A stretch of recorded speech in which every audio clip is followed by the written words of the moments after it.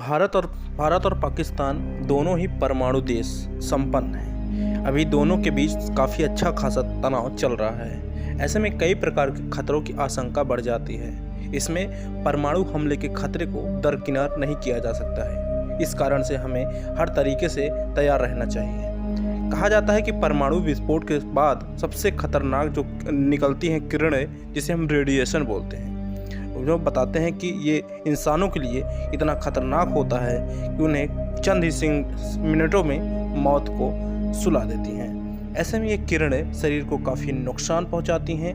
ये 3 प्रकार की होती हैं, जो अल्फा, बीटा और गामा के नाम से जानी जाती हैं। चलिए आज जानते हैं कि क्या होता है रेडिएशन, इनकी काम क्या है और किस तरह से शरीर को हार्म पहुंचाते हैं। तो दोस्तों, आप सभी जानते हैं भारत और पाकिस्तान के बीच चल रहे तनाव के बीच में अभी फिलहाल यहाँ पर सीज फायर हो चुका है, लेकिन आने वाले दिनों में पाकिस्तान पर भरोसा नहीं किया जा सकता।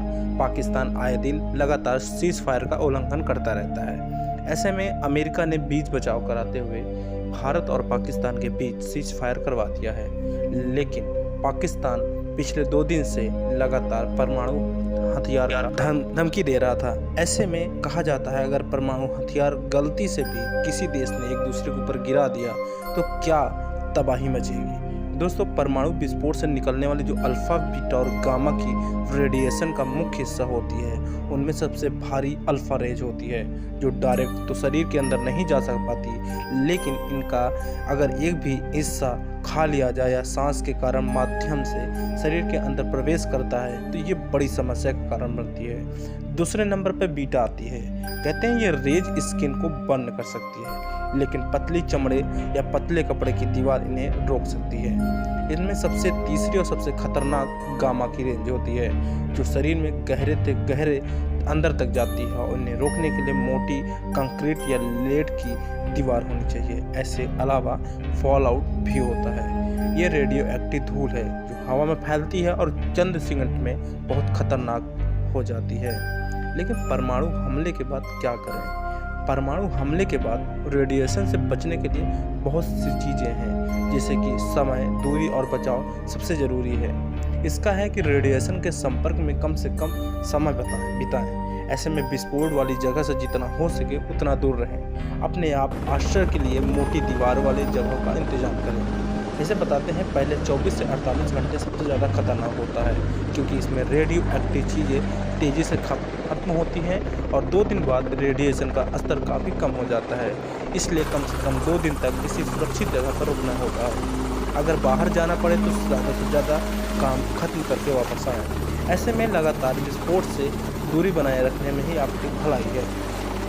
अगर आप विस्फोट से 10 या 20 किलोमीटर हैं तो तुरंत यह खतरा कम होता है, लेकिन फॉल आउट हवा के कारण दूर तक फैल सकता है। इसका कारण हवा की दिशा का ध्यान रखें। फॉल आउट वाले जगह से जाने से बचें। सरकारी रेडियो या न्यूज़ सुनकर अपडेट लेते रहें। रेडिएशन से बचने का सबसे खास और अच्छा तरीका मोटी चीज़ों का इस्तेमाल करना है। कंक्रीट, स्टील या मिट्टी की मोटी परत रेडिएशन को रोक सकती है। किसी इमारत के तहखाने में छिपना सबसे सुरक्षित है, खासकर जहाँ खिड़कियाँ कम हों।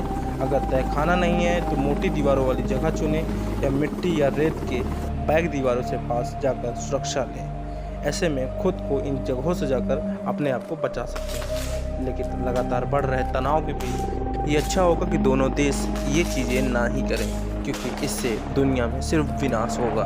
आने वाले दिनों में अगर ऐसा कुछ तनाव बढ़ता है फिर से, तो ये चीज़ें दोनों देशों को ध्यान में रखना होगा। लेकिन पाकिस्तान की गिदड़ भभकी लगातार आती रहती है। वो लगातार गिदड़ भभकी देता रहता है परमाणु हथियारों की। ऐसे में उसे ये नहीं पता कि आने वाले दिनों में अगर वो चीज़ें गलती से भी इस्तेमाल करता है तो दुनिया में कितना विनाश होगा। पाकिस्तान नक्शे से गायब तो हो ही जाएगा, लेकिन ये चीज़ें भारत को काफ़ी हार्म हो जाएगा। ऐसे में यहाँ पर परमाणु हथियार से बचने के लिए काफ़ी कुछ चीज़ें जो हमें ध्यान में रखनी चाहिए। मोटी परत जगहों पर जाकर रुकना चाहिए और सुरक्षित चीज़ों में अपने आप को बचाए रखना चाहिए। जितना कम हो सके उतना बाहर निकलें। यहाँ से ज़्यादा खुली जगह पर न जाएं। ऐसे में हवा में जो रेडिएशन फैलता है वो चीज़ें शरीर को ज़्यादा हार्म पहुँचाती हैं। तो दोस्तों, ये थी परमाणु से बचाने की कुछ चीज़ें जो हो सकता है कि ये ना हो, लेकिन कभी भविष्य में ऐसा होता है तो आप ज़रूर इन चीज़ों का ध्यान रखें और आने वाले दिनों में भारत और पाकिस्तान के बीच तनाव कम हो, ऐसी उम्मीद लगाई जा रही है। दोस्तों, वीडियो कैसी लगी? अगर अच्छी लगी हो तो वीडियो को सब्सक्राइब करके, चैनल को सब्सक्राइब करके बेल आइकन को प्रेस कर लीजिए ताकि आने वाली वीडियोस की नोटिफिकेशन बनी रहे।